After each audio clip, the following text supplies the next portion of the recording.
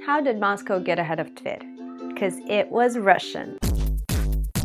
Hi, welcome to Russian History of Russia. My name is Asya, and today we're talking, among other things, about Moscow, or as its dwellers prefer to call it, Moskva. It's funny how much I've been talking about the sort of same weight category competitive nature of Rus lands that existed for centuries, and yet how many of those cities that are located in modern-day Russia are known as the Golden Ring of Russia or even as the Golden Ring of Moscow. Because on one hand, you have these cute towns with adorable old churches and touristy historical trails and population from just a few thousand to 300,000 max in case of Vladimir. And on the other hand, you have Moscow, one of the largest metropolises in the world with 20 million inhabitants in its metropolitan area. It is the largest city in Europe, the city that never sleeps. And for every Russian, there is a very plain understanding that there is Moscow and then there's the rest of Russia. How did that happen? Well, it all started with this guy named Ivan I, nicknamed Kalita, roughly translated from Old Russian as the money bag. While it is not 100% proven how he got that nickname, the main two versions suggest that either by being really nice and generous to poor people or by being really good at the whole bribes-based diplomacy game. And since there isn't much proof for the first one, I'm gonna go with the bribes. So, coming up today, the Marvel versus DC of the 14th century Russia. Moscow versus Tver. I wonder which one wins. And that's why it's so fun to study history of Russia. So after the first ruler of Moscow, Daniil, died, the honor went to his oldest son, Yuri. Yuri continued the rapid expansion his father had begun by acquiring several nearby lands and turning his bleak estate into a prosperous duchy. But Yuri immediately found a tough adversary, the Duchy of Tver, and its ruler, MIKHAIL. In 1304, they both went to the Golden Horde with an RFP slide deck to acquire the Great Yerlik, the mandate to rule Vladimir and all the perks that come with it. Mikhail apparently knew how the bids work and offered the Hun bigger than Yuri tribute collection payoffs, immediately becoming his bestie and leaving the Golden Horde as the ruler of Tver, Vladimir, and Novgorod, and leaving Yuri with a pretty big grudge. But then Yuri tried a different approach. When that Golden Horde Hun died in 1312, he went there again and married the new Hun's Uzbek's sister. In 1317, Yuri unsuccessfully counterattacked Tver lands, and Mikhail captured Yuri's new Mongolian wife, which was already enough to upset the Hun, but then she somehow died in captivity. Awkward. Both were summoned to Sarai again, but this time it went down very differently. Prompted by his brother-in-law who arrived in Sarai first, Uzbek captured, tortured, and executed Mikhail. Then Yuri, who naturally became the Grand Prince, was caught with his hand in the tribute's cookie jar and stripped of Yerlik in favor of the new Tver's prince, Mikhail's son, Dmitry. Yuri went to the Golden Horde to get Yerlik back, but this time he was killed by Dmitry of Tver. Unfortunately for Dmitry, that slaying wasn't sanctioned by the Hun in any shape or form, so he was captured and executed. Yuri had no sons, so now Moscow's new ruler was his younger brother, Ivan I, who went to Sarai too and had no trouble stepping over Dmitry's dead body to get their Yerlik back into Moscow's hands. This is where things take an even darker turn for Tver. They made a mistake of rebelling and slaughtering a bunch of Mongols that were in the city. The Hun sent Ivan and a bunch of other princes and Mongolian forces who went and devastated the Duchy of Tver. Prince Alexander of Tver went on the run and it never managed to get back on top of the leaderboard again. Ivan Kalita of Moscow inherited a duchy long suffering from lawlessness, crime, and corruption as a result of Yuri's absence due to his Golden Horde business trips. But it was still pretty rich and vibrant and attracting a lot of migrants, and all of the above can still be applicable today. I guess some things can remain the same even in 700 years, especially the corruption part. Ivan cleaned up the crime, especially rampant on the roads, creating a safer environment for merchants and therefore attracting even more trade and prosperity. He even invited and subsidized notable people moving there, including the leader of the Russian Church, who first abandoned Kiev for Vladimir and now moved into his new residence in Moscow Moscow, specially built for him by Kalita. He also got a hold of and never let go the vast Vladimir and Novgorod lands and added much more. In the 40 years that he ruled, the Mongols never sent their punitive raids to his domain even once. And the reason for that is because Ivan Kalita was really pedantic and punctual with his payments to the horde. He would even occasionally throw a really nice gift for the Hun on top. Ivan was the first Rus prince who was personally collecting all the tributes from his lands and sending them to the horde, not just from his domain in Moscow. Before that, it was usually done through local representatives and baskaks, the Mongolian tax collectors. Ivan was so sleek at the peaceful acquisitions game that the lands that were added to his estate were not taken by force.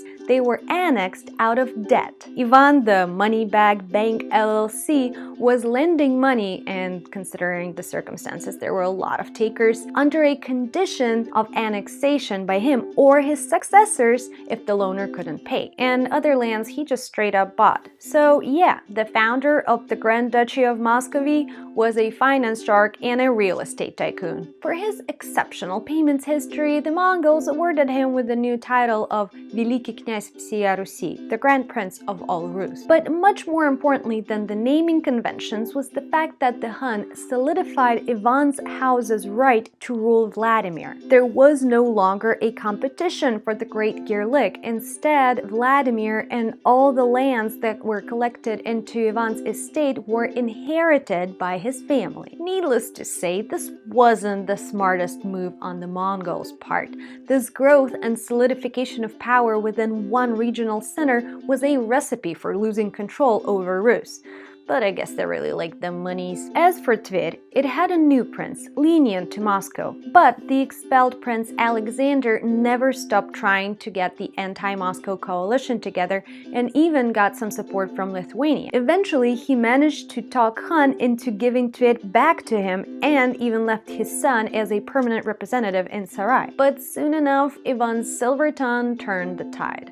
Han Uzbek, worried of Alexander's Lithuanian dealings, executed both him and his son in 1939, and Tver was never really in the way of Moscow ever again. The only land that Kalita kept having issues with was Novgorod. Their complicated relationship even led to a war after Kalita's death in 1340. Han Uzbek died the next year after Ivan, and the new era of Rus Golden Horde relations opened on a pretty positive note. Ivan Kalita's oldest son, SIMEON the Proud, managed to convince the new Han of his loyalty and even got much-needed support against Lithuania. Lithuania was the biggest threat from the west and had been expanding into Rus lands for over half a century now. By 1350s, 90% of Lithuanian lands were Rus. Simeon was successfully defending against them, but his demise came from a completely different kind of enemy, the plague. He and his whole family fell victims to the mid-14th century epidemic,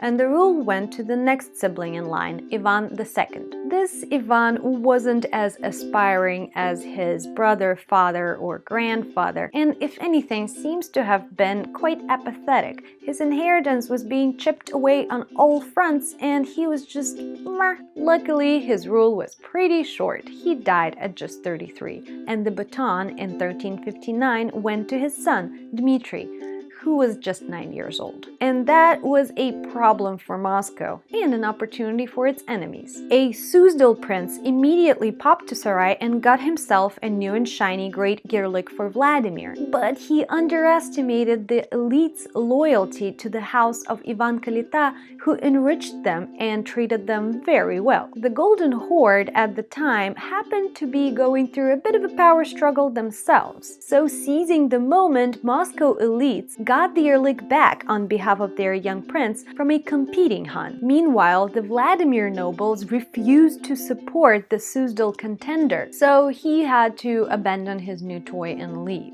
Ironically enough, Dmitry of Moscow will later marry his daughter. Dmitry I of Moscow is more commonly known as Dmitry Donskoy, or of the Don, as in the River Don, and the nobles who bet on him did not lose by doing so. In 1367, Donskoy builds the first stone Kremlin of Moscow. Kremlin is just another word for Detinets, a traditional city fortification, usually like a trench and wooden walls, that existed in every major city of Rus from the beginning. It's not clear when and why it began to be called Kremlin, but to this day a bunch of other Kremlins exist in medieval cities across Russia, Ukraine, Belarus, and Poland. But Dmitry's white stone Kremlin was possibly the best timed one. Moscow was attacked by Lithuania as soon as it was finished, and it withstood 3 times in 68, 70, and 72. Who brought the Lithuanians to Moscow?